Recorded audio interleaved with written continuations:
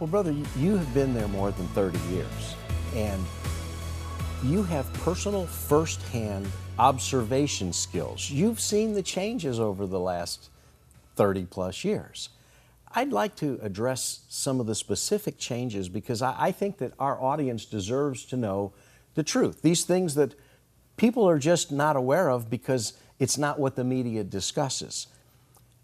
First off, I'd like to get your take as what's changed in the last 30 years for non-Jewish believers, for Christians in Israel.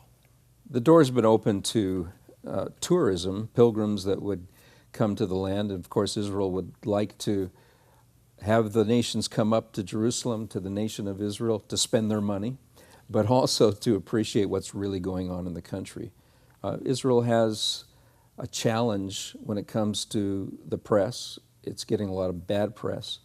And the only way to overcome that is through knowledge. And the best kind of knowledge is firsthand knowledge. You come to the land, you see it, and then you can give your true reports from what you've seen with your own eyes. We also have people, Christians in the land now that are serving the nation of Israel, a heart for God's ancient chosen people. We've got volunteers in our own congregation that are working in hospitals as nurses or assistants of one kind or another.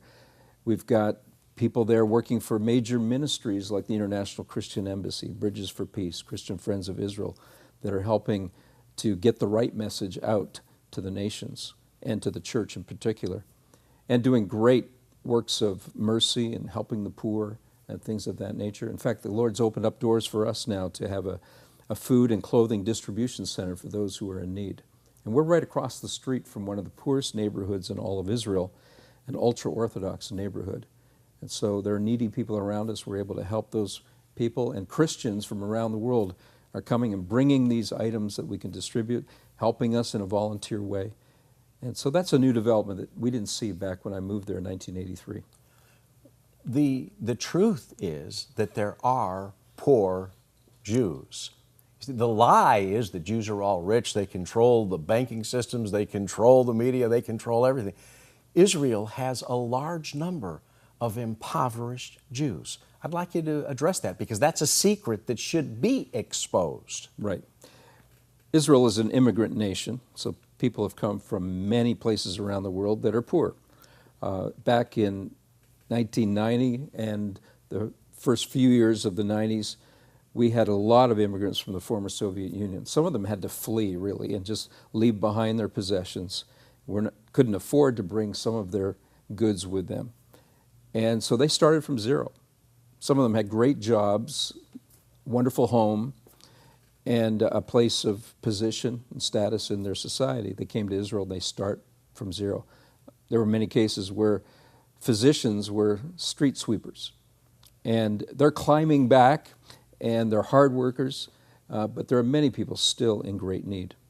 A lot of people misunderstand what's real because they're brainwashed by what's untrue. Mm-hmm. The picture that is presented to most of the world is that Israel has damaged the so-called Palestinian peoples, that the Palestinians were the rightful people who lived in the land. The Jews came back after World War II and displaced the Palestinians.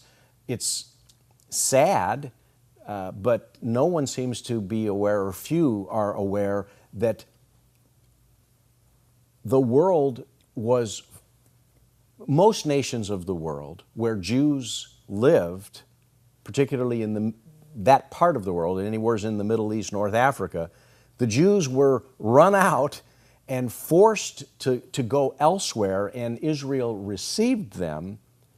And the displacement that took place of the Jewish people was tragic, enormous, and a significant part of the population of Israel in its early days were from refugees. Exactly. We had people come from Iran, Iraq, Syria, places like that, North Africa as well. And they lost everything and were forced to leave. Some economists actually have made estimates about, what Jewish people lost in their coming to the land of Israel and what Palestinians claim to have lost, and it's about the same.